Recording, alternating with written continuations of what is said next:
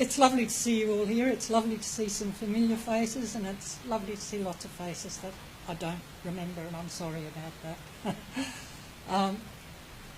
I guess what I want to say a few things. I want to start off by saying, a few things about where I think the radicalism of the 1960s came from. And then I want to say a few things about FOCO.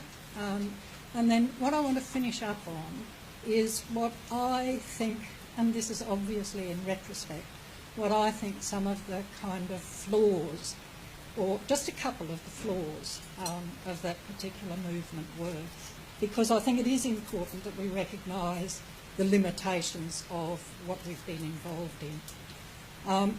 So to start with that, I think one of the things that worries me sometimes is that we think about the 1960s as though suddenly we all woke up one morning, went on a march, and our lives were actually transformed. And it did feel like that a little bit at the time, but I think that was actually a kind of false consciousness. Because what we were, those people, and I'm here talking about the generation that became active really prior to 1967, but into 1967 and 1968. We were actually children of the 1950s. We weren't the hippie children of the 1960s, we were children of the 1950s. And I think we lived with a number of contradictions in our, in our childhood that actually influenced the way in which we became radicals in the 1960s. So I just want to touch on a couple of those contradictions. The first of those was the question,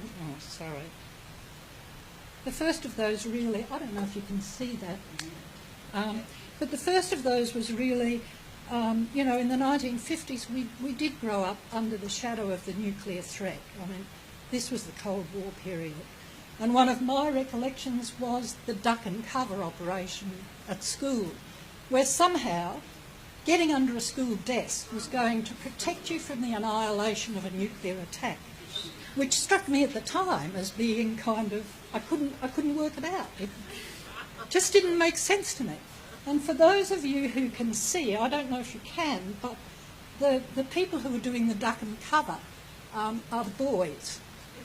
The girls presumably are going to sit there and get vaporised by the nuclear weapon. So that was a very profound set of contradictions for me, because I was very scared of nuclear weapons, but I was also aware that this reality of how we were going to protect ourselves was completely fraudulent. And at the same time, I think one of the other things that we were very scared of was that we were particularly scared that Russia had nuclear weapons. This was what was particularly terrifying.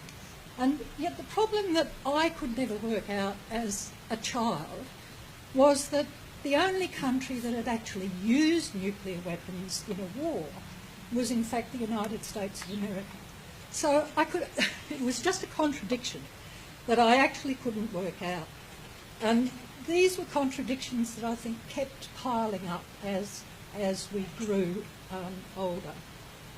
The other set of contradictions that I think we lived with during the 1950s was the profound conservatism of the culture in which we grew up in. For those of you who have the fortune not to grow up in the 1950s, life was incredibly stultifying. And I always remember what symbolises it to me is this. This was March 1954 in Brisbane. I'm not quite sure where, but there were somewhere among 57,000 school children who had to sit on a hot tarmac.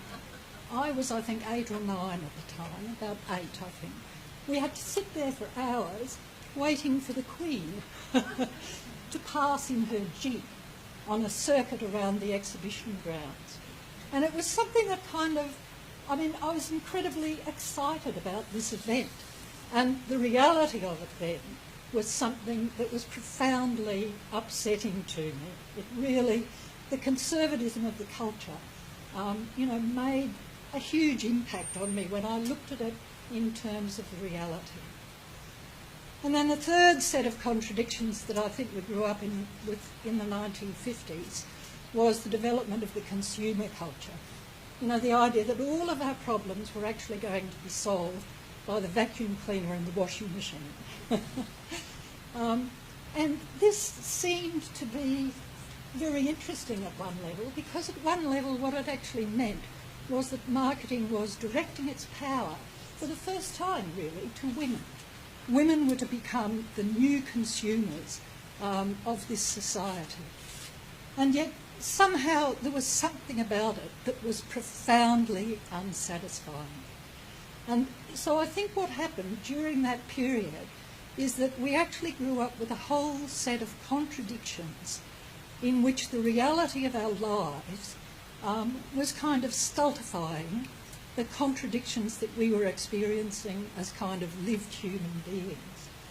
And I think it was those kinds of contradictions, the contradiction between the reality and the kind of, you know, the hegemonic ideologies around what we were supposed to be feeling and thinking. So I think what actually happened was that there were a huge number of diverse pathways to the radicalism of the 1960s. So it wasn't, you know, a kind of sudden, it was a slow burn for many of us. It wasn't something that came overnight, and it wasn't something that was transformed by a single act. So I went to university, and I think it was 1964, so I kind of watched all of this, you know, unfold.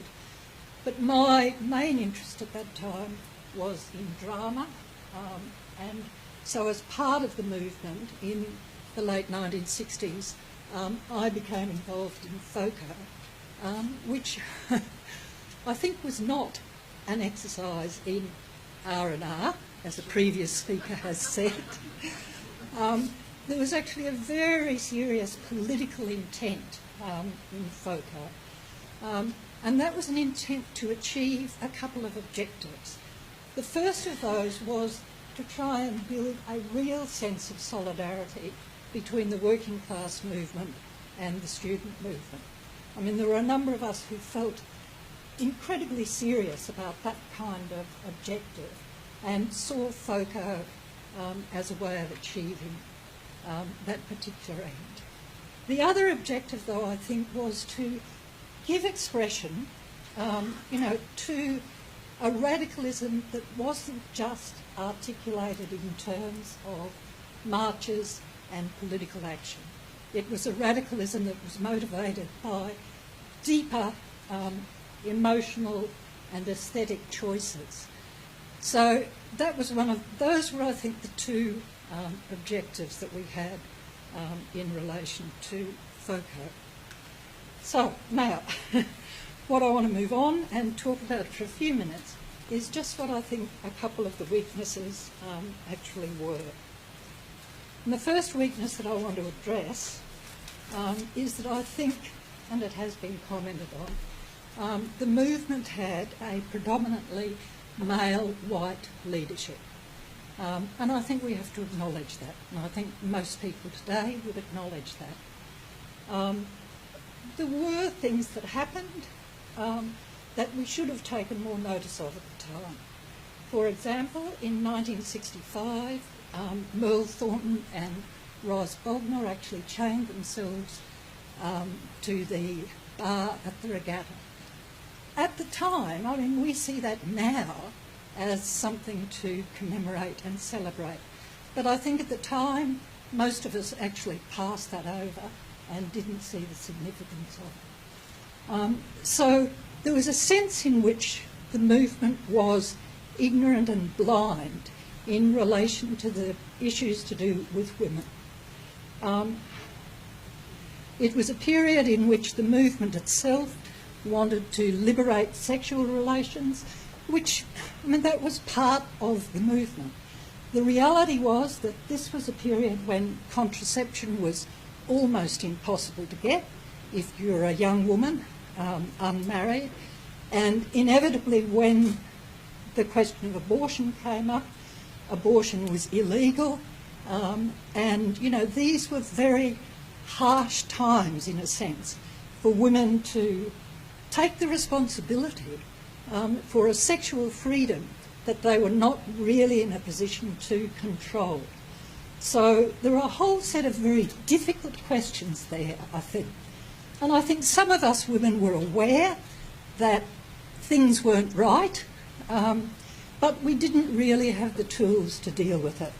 I mean, I think it's important in that respect to remember that really some of the guidance that we would have got, I mean, Betty Friedan's book was only published in 1963. In Australia, Germaine Greer, Female Eunuch, 1970. Anne Summers, who had a much more profound influence, I think, Damned Whores and God's Police, was 1975. So we had to wait, in a sense, for quite a long time before it became clear what some of the debates that needed to happen around the question of women actually were. So that's one of the areas where I think the movement was actually significantly weaker than it should have been. The other area that I think was significantly weaker than it should have been, and here I think we really should have known better, was in respect to the question of race. And when I say we should have known better, there were things that were happening at the time around issues to do with race. In 1962, there was the question of the right to vote was established. In 1963, the whole settlement of Mapoon was broken up and relocated in order to make way for Comalco. So there were very significant events actually happening in the lead-up. But for the most part, I think in the movement, up until the 1970s, we were pretty much ignorant of, you know, how to go about those things. For me personally, and, you know, I take responsibility for this, I saw the question of race as an issue of discrimination. That's how I saw it until what changed that for me was when you had the walkout of the Gurindji people at Wave Hill. And that was 1967. And that was the first time that I started to understand that it was a lot more than discrimination, that there were actually questions of dispossession, questions of colonialism. I mean, it was much easier for me, and I think for most of us, to identify the problem of imperialism as it was happening internationally than it was for us to understand our own imperialist kind of past. So I think those were some pretty fundamental weaknesses.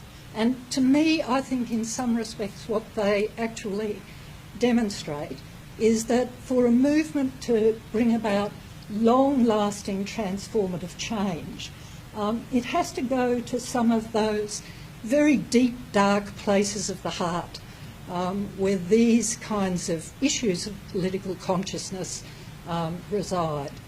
And much as the 1960s were inspirational to me, I think some of those issues, the failure to address some of those issues, actually led to it being a movement that ultimately fragmented. So I'll finish up there.